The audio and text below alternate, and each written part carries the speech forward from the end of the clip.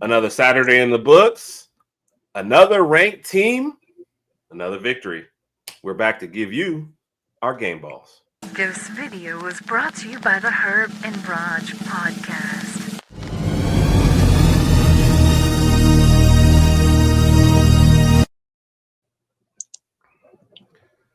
Alabama on a nice winning streak, 4 ranked teams in 4 weeks, half on the road, half at home. They cap it off with a victory against Tennessee, 37-20. HerbnRodg Podcast. We're here to give you our game balls. Raj, is this your favorite time of the week, giving out the game balls after a win? This is my favorite time of the week because whenever we go into these videos, we're usually filled with a large amount of excitement due to what happened the previous day, whether it was an afternoon, morning game, or evening game. So I'm feeling good about these videos. It's always good to talk and highlight those players that just kind of stood out in the previous day's game. So always looking forward to it. Yes, sir. Yes, sir. Great victory for Alabama, 37-20 over their most hated rival. So game that you really wanted to get, as we mentioned, a 5-game stretch here right before the bye, and you knocked out 4 of them. So South Carolina up next. But first, we always got to stop and celebrate, Raj. And it's weird, the ups and downs in the games. And, we're never thinking about who's game balls, but certain moments and certain things jump out and you're like, oh, yeah, we're going to celebrate that guy. So I'm wondering if people are thinking of who we're going to get in full disclosure. Probably so. Jeremy Bernard, very steady for us, saved a trick play and got 19 yards out of a busted play, doesn't get one, but always want to recommend, recognize him. And Red Morgan jumped off the bench because Jones was getting beat out there a lot. Yeah, played very solidly. Definitely want to mention him, even though he doesn't get a game ball. Two players I feel like off the jump, offense and defense, that we got to mention. And hey, we miss any? Leave it in the comments. We'd love to hear everybody else's thought. Raj, we'll start with you. Who was game ball number 1?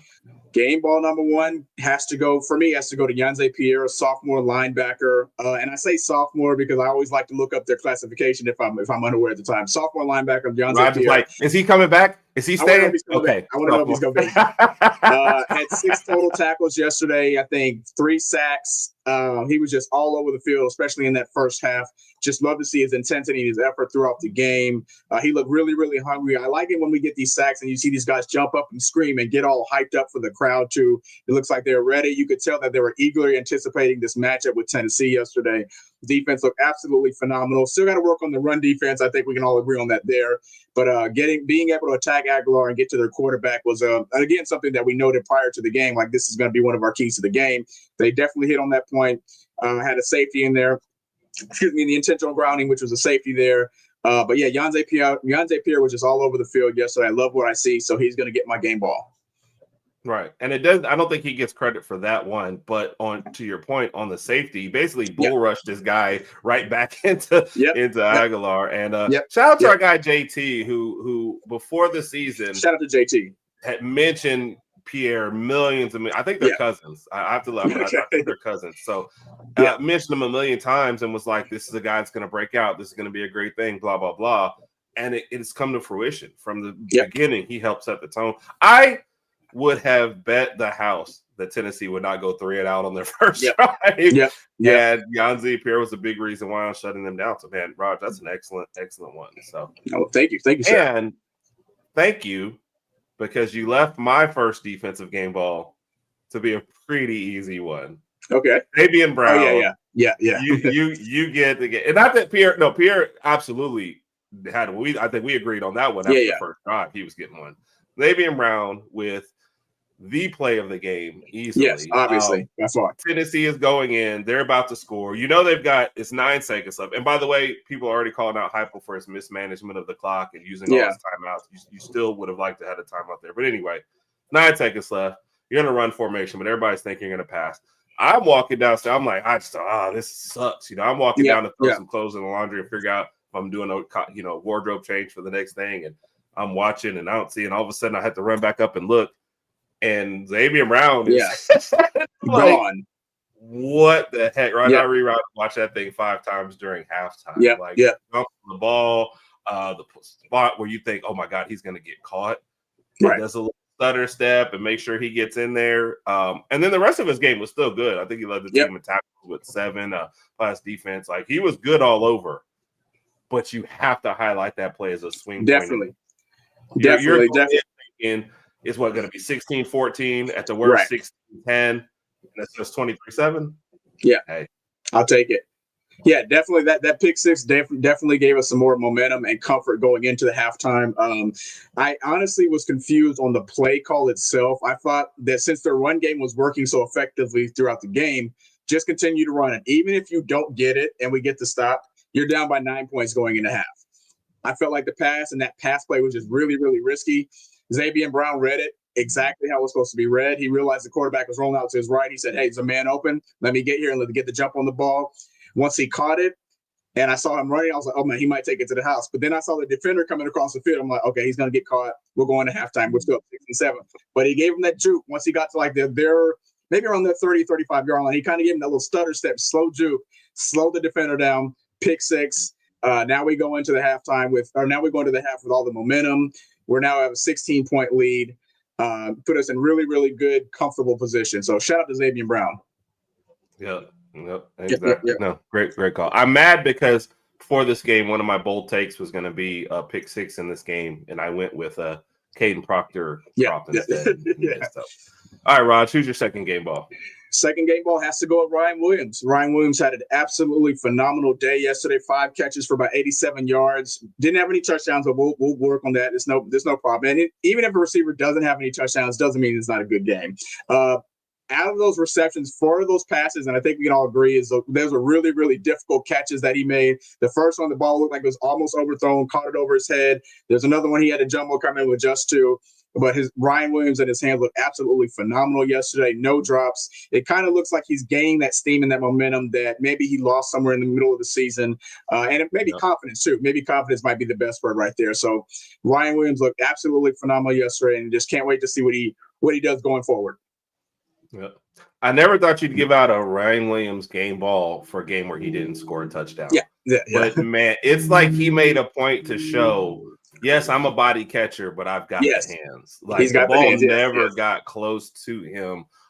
They were difficult catches. They were timely catches.